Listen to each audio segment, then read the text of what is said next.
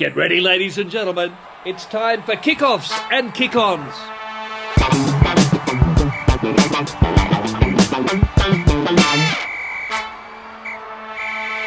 Yes, g'day. Welcome to the bonus content for your Friday. And guess what? It's Drew Mitchell again. I know, Drew. You are doing heavy. That's probably the reaction to all the viewers as well. No! This bloke again. Adam Ashley Cooper has sworn that he'll do it. Sadly, 4 timings currently we haven't been able to make it work. Gitz is doing another Bits with Gitz next week. You know what, Swoop? He just doesn't prioritise us or you as a viewer. Okay. What would you like to do about that? I don't know. There's different things. People get voted off shows all the time. Yeah, yeah, I know. We don't want to. We could do a tally. This is a tally you wouldn't like. So, brand new segment. It's where we get viewers to send in questions. Now, over the last 22 weeks we've been going, we'll often get questions sent in via DM or emailed, and Tommy and Ollie have been putting them together, and these are just a few of those, but we are encouraging you at home, if you have a question for one of the Wallabies boys, send it in, and we'll make it a part of this bonus content. This is the first one. This comes from a Dan. It doesn't say where, but he asked, when you got first selected for the Wallabies, who was the first person that you told, and what's the story around it? First Wallaby camp, I was actually on my way to a University of Queensland Mad Monday. I was dressed as Austin Powers.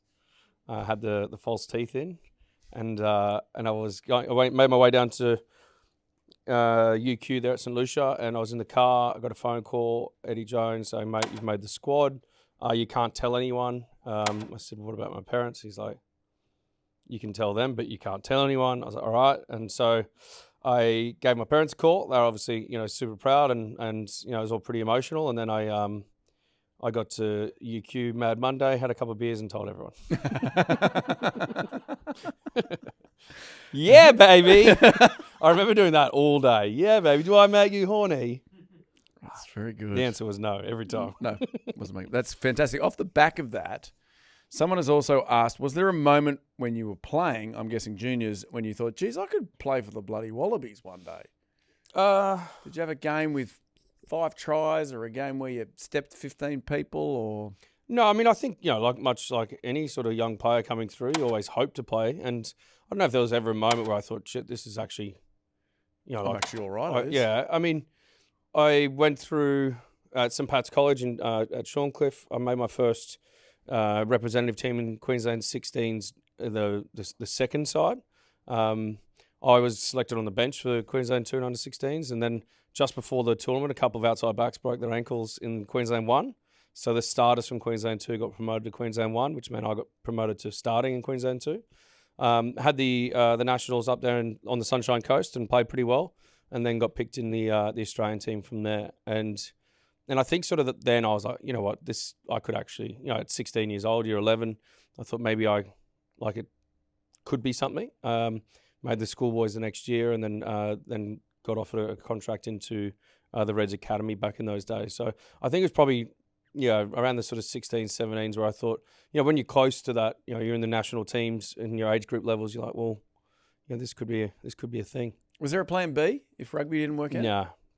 No, I was sort of a little bit sort of tunnel visioned at that age. I was, my spare time.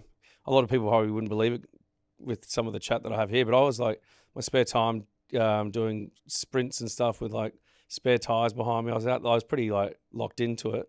And my parents weren't so they weren't too pushy in the education sort of stuff. I wasn't probably the best student, but I think they saw the dedication I had to the craft of footy, that they just were confident that even if footy didn't work out, that I had the ability to kind of commit to something and be disciplined in that. So there was never really a plan B, but I think if rugby didn't turn out, I would have just gone into the family business and joined the army. Right. Like 4 generations of soldiers and things. And I think because I knew that, and it was just sort of something that I knew I could go and enlist. That probably would have been it, but I don't know if I would have been suited to that. Having known you for a little while, I don't know that you would have been. Somebody, Eric here, has written in, most embarrassing international moment while playing. Is there one where you go, oh God, I wish the ground had opened up and swallowed me up? No, I don't know about international.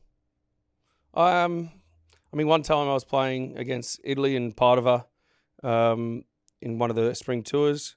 I recently just had a tattoo on my ass, paper, scissors, rock, and Yes. I was playing in that game, and then someone tackled me from behind. The bum came out, and so I was like, okay, not great. Then I started to feel a bit of cool air on the front, and then I just quickly threw the ball over my head and just got to deck as quickly as possible. That would have been. And there was a photo the next day on the front page of the Italian newspaper of my ass, but it would have been more embarrassing if it was the front side because, you know, all the blood's needed in other muscles. When you're running around. We've got a question. Who is obviously Wallaby camp happening at the moment. Who is the best camp roommate that you had and why? Yeah, I mean, I probably can't go past the two boys that I share the couch with each time, Gitz and Adam. I think it's, and Kurtley as well. I think it's the blokes that you get along with the most because they're the ones that you can kind of tell, mate, turn the TV off, we're going to bed, or you can kind of have those honest conversations to make sure that you're on the same page in terms of your prep. Sometimes when you're rooming with someone that you don't really know that well, you might just sit there while you want to go to sleep and the other one's just watching something for hours on end, or they put their phone on loud when you're away and jet lag's a thing that you need to try and overcome. So all those little things around lights off, sit down to pee, phones on silent, face down as well so the light doesn't flash up. Those little things I think are really important, and if you're with someone that you're really close with, then it helps to have those conversations. Because I remember Robbie Deans used to like us to rooming with someone that you weren't that familiar with, and I just thought I was always against that because you spend so much time in camp with each other at meals and at training and all the other sort of things that that you have. You need to have one place at least, especially when you're going to sleep, that where you're comfortable and you're not worrying about sort of stepping on any eggshells. So, the best ones are the ones you're closest with. Very good. Last question. Advice to a young footy player. Sorry, this is from it's like a weird number, 614 _ user, whatever it is. A bot. This one's from a bot. Sure. Advice to a young footy player who one day wants to play for the Wallabies. I'm assuming it's a 12, 13, 14-year-old kid who's toiling every weekend. What's the one thing they could focus on? I think obviously the enjoyment of it. That's why they started. You've got to make sure you maintain that enjoyment because the moment it sort of starts to feel like a job, you won't enjoy it as much, and that'll be shown through your commitment to it, the discipline to it, and also just the way that you play. But I would also say just always be open to learning. Like, don't ever feel like you've got it locked in. And, especially sort of around those ages, the teenage years, sometimes a bit of sort of ego or confidence kind of comes in and you just think that maybe you know better. I would say just whether it's teammates, whether it's coaches or anyone else that is there to give advice, just absorb as much as you can. And that's sort of not just for the young kids as well. It goes all the way through because, even now Gitz is playing at 41, he'd still be learning and he's got that thirst to learn as well. So you've got to be open and you've got to go searching for that advice and any sort of tips that you can get. Fantastic. And this is the last one. This is from a Jonathan Lane. He sent in a question. It's to you, of course. You've made reference on a number of occasions regarding anxiety during and outside of rugby. My son plays under 13s, and over the last year, his self-esteem, confidence, and anxiety regarding the game has worsened. He has started staying away from tackling as he overthinks it if he was to injure the other player or himself. He also takes a lot of competitive criticism to heart, which knocks his confidence further. What advice could you offer him primarily, and secondly, me as a parent? Thanks, John. Oh, well, I've never been in the parents' situation, but, I think, it's good that he's identified where the anxiety is coming from, which is sort of in around the tackling and the sort of physical contest areas. I think you just can't shy away from it. He's identified it, as being a bit of a core source for the anxiety, but just go out of your way in extra training or whatever it might be to just really nail the technique of it. I think if you're comfortable and you're confident in your technique and your tackling, then all of a sudden you're not shying away. Like, you're leaning into it rather than sort of shying away from it. And, and those anxieties about what might happen, he said it there about injuring himself or the opposition. It's just putting yourself in those positions more often to then learn and educate that you're not going to get hurt. Or if you get hurt, it's because of poor technique or because you're not going in 100% committed. That's when you're going to get injured. But I think, look, anything with my anxiety, it's whether it's rugby related or not, it's one about identifying it, and then two about addressing whatever it is that you've just identified. And shying away from it's certainly not going to help with the anxiety or removing yourself from it, because you're going to be, if he keeps playing footy, he's going to be put in those positions. So I think, they've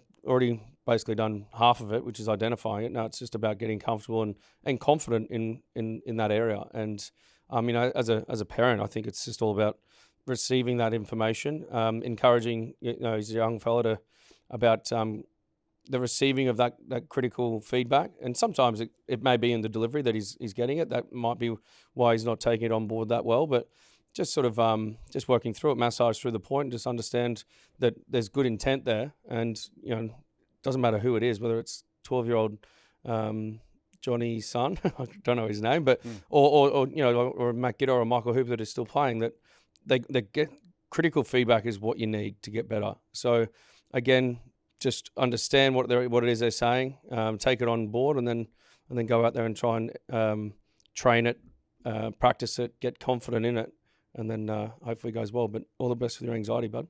All right, there you go. Thank you, Drew. Very, very good segment. Let's call it KOKO's Fans Questions. If you've got a question for us, send them to us at Kickoffs, Kick-Ons on Instagram, or you can send it to us on Twitter. It's the same thing.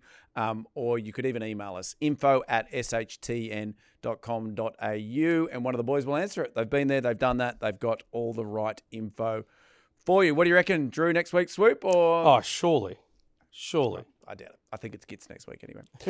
All right, thank you. Bye-bye. All that's left to do. Cuckoo! Oh, wow. That is the best video on YouTube. You know what you need to do now? You need to like and subscribe down there. Or if you want extra content, might be down there, you need to go up here or up here and get more of that gear. Thanks for supporting Kickoffs and Kick-Ons, and we will see you very soon.